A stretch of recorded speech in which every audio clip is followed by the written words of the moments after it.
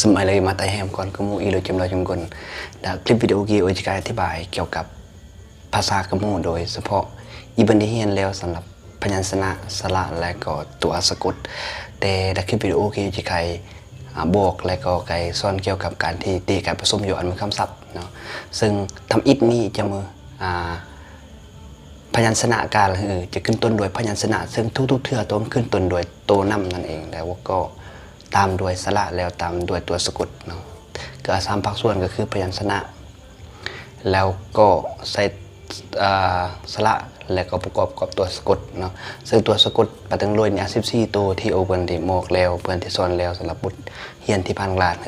ในมือสกีนี้ก็ยังประโยชน์ละ3มื้อแน่ก็อย่างเช่น1ยังประโยชน์ละ1เมื่อวัตถุโกเนี่ยนะเมื่อประกอบกับสระอะสระอาก็จะมากะกาเนาะแต่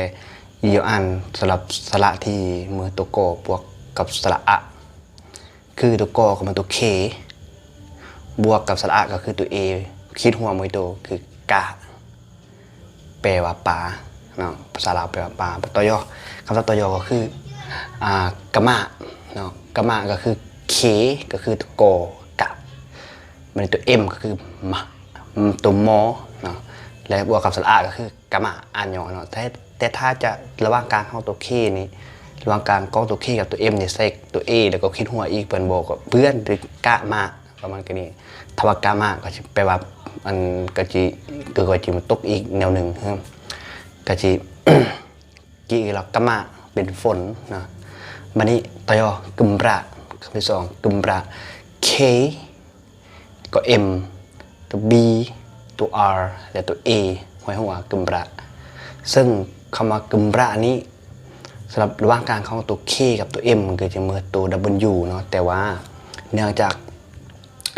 แค่ยองซึ่งตัวพิมพ์สำหรับสระอื้อนี่เวลาทุกครั้งที่พิมพ์นี่จะอ่านเลยจะตัดเลี่ยนเลยเนาะซึ่ง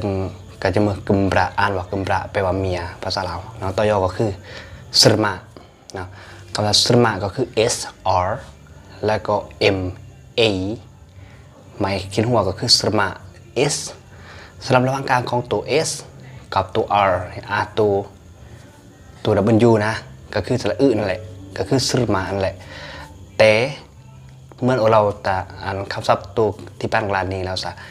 ตัดเลียนตัวWคือสระอื้อนั่นก็คือ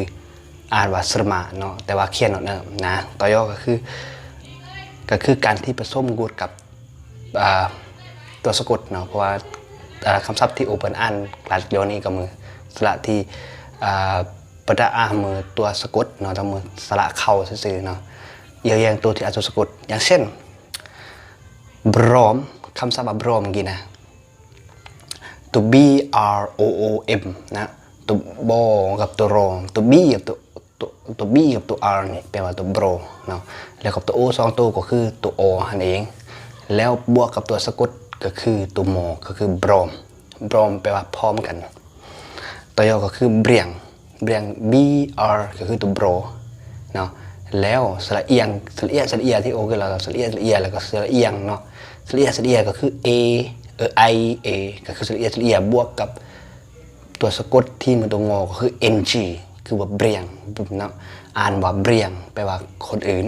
ต่อยก็คือตัวชะเนาะชะก็คือตัวโชนี่ก็คือตัว J นั่นแหละ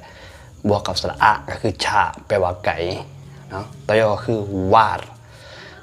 ก็ดีตัว V ก็คือตัวบวกตัว A สองตัวคือสระอาบวกกับตัว R นี่ก็คือสระที่ตัวโรสระที่พันเสียงตัวสะกดโรก็คือวาดแปลว่าห้อนตัวยอก็คืองัด NG นี่มันตัวงอสำหรับตัว N กับตัว G เนี่ยนะแปลว่าตัวงอบวกกับตัว A มันตัวก็คือสระไม่กันแล้วก็ตัวรอคือตัว R นี่คือแปลว่างัดนะแปลภาษาลาวก็นาวเนาะแต่ว่าภาษาคอมมูนิก็งัดตัวยอสโตรคำว่าสโตรการที่โอสโตรนะ S R O ห้อยหัวแล้วก็ขีดสลับตัว S กับตัว R นี่มันตัวโซเนาะก็คือตัวโซกับตัวโร แล้วบวกกับสระโอก็คือตัวโอมไม้กรุ๊ปแล้วก็คีย์นี่แหละสโตรเสียงสั่นเนาะเสียงสโตรตัวยอก็คือรักนะรักก็คือตัว R ตัว A ตัว K สำหรับตัว R จะมันตัวรอตัว A จะมันสลับให้กันแล้วก็ตัว K มันตัวโกแล้วสุดท้ายก็คือการนะการก็คือตัว K ตัวโกสระอาเนี่ยก็คือตัว A สปาร์โตนี่แหละบวกกับตัวสะกดตัวรอเนาะตัวสะกดตัวรอก็คือสระอาตัวโกบวกยอก็จะมันการแปลว่าปีกเนาะโอเคสำหรับคลิปวิดีโอที่โอไกสอนเกี่ยวกับการผสม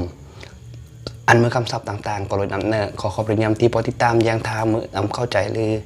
สมาธิจุเฮียนหนึ่งก็สมาธิจะติดโตเพื่อนขอขอบคุณย้ำที่พอติดตามกายอย่างตลอดผู้ยอดดักคลิปมือเมกีสมัยเลย